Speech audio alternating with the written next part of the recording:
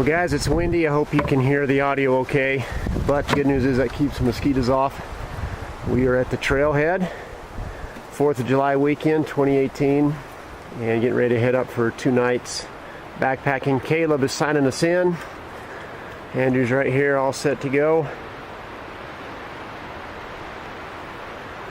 So hopefully we catch a lot of fish, see some other cool stuff. I mean, this is beautiful country. You know we're going to have a good time.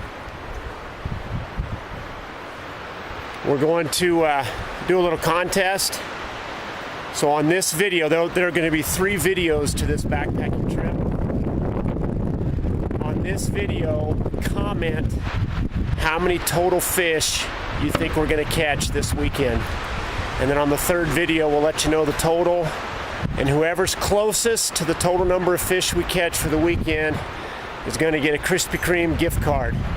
If you don't have Krispy Kreme where you live, we'll figure something else out. So in the comments on this video, this will be the first video of this trip, put down how many total fish you think we're going to catch. All right, thanks guys. All right guys, so we just hit the wilderness boundary. So if you're familiar with this area, this is the Paposia. If you're not familiar with the area, you probably would call it the Popo Aggie if you're reading that sign. So the first little lake we're going to come up to is Roaring Fork Lake. Probably let the boys fish that a little bit and then continue on the trip.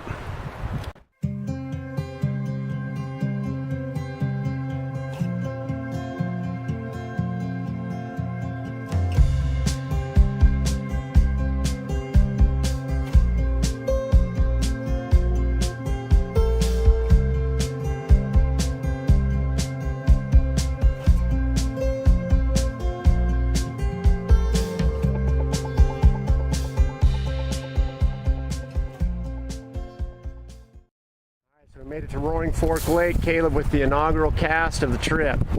80 feet high and 10 feet long. Not quite what he was looking for. It's a little windy out here today. I think he got some moss already. Oh yeah, caught some seaweed on the first cast. Stopping at a little place up here on the top of this meadow where the creek kind of flattens out. Caleb had one on, but it got off. Thought he might have the first catch of the trip. Look how pretty it is up in here though. The water's awesome. Winds died down a little bit, so the bugs will be coming out. It'll be time to add the bug spray on. Alright guys, this is going to be camp for the next 2 nights. So you got a couple nice benches already made for us, a nice fire ring. It was 5.35 miles to get here. The boys' tent right over there and my tent just on the side of those trees. The lake is only about 50 yards that way through the trees, so I'll go show you guys the lake in just a minute. Still windy. Had a good hike up.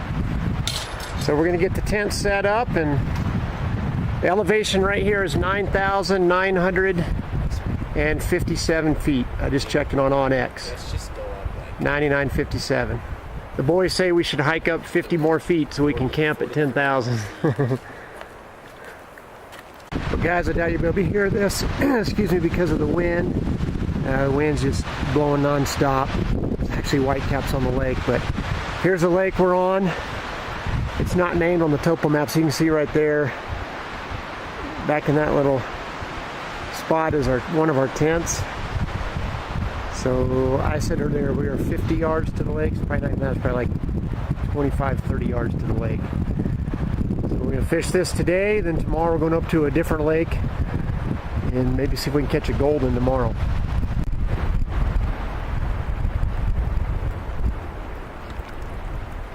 Alright guys, there's my first one on the board.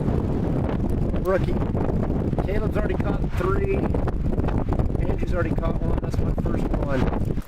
Well guys, we're going to do the Minute on the Mountain tonight. If it gets too windy, we'll just record it again maybe when we get back to the house. But I thought for tonight I would do the verse that you see on the intro to all the videos in the close, Psalm 76:4, which is, "You are resplendent with light and more majestic than mountains rich with game." And they're talking about God there, obviously, that God is more majestic than mountains rich with game, which, I'm thinking about all the time I spend in the mountains, whether it's hunting or shed hunting or just backpacking or fishing like we're doing on this trip, how much God's creation just points to a creator and how amazing his creation is. But he is more amazing than any of that. He is more majestic than mountains rich with game, and he's more resplendent than light. And if we really think about all he's done for us, not only the things he's created, but the fact that he's allowed us to have a relationship with him through his son Jesus Christ, in spite of our rebellion, in spite of our sin, it's easy to see why the psalmist here feels that God is more amazing than anything he can imagine.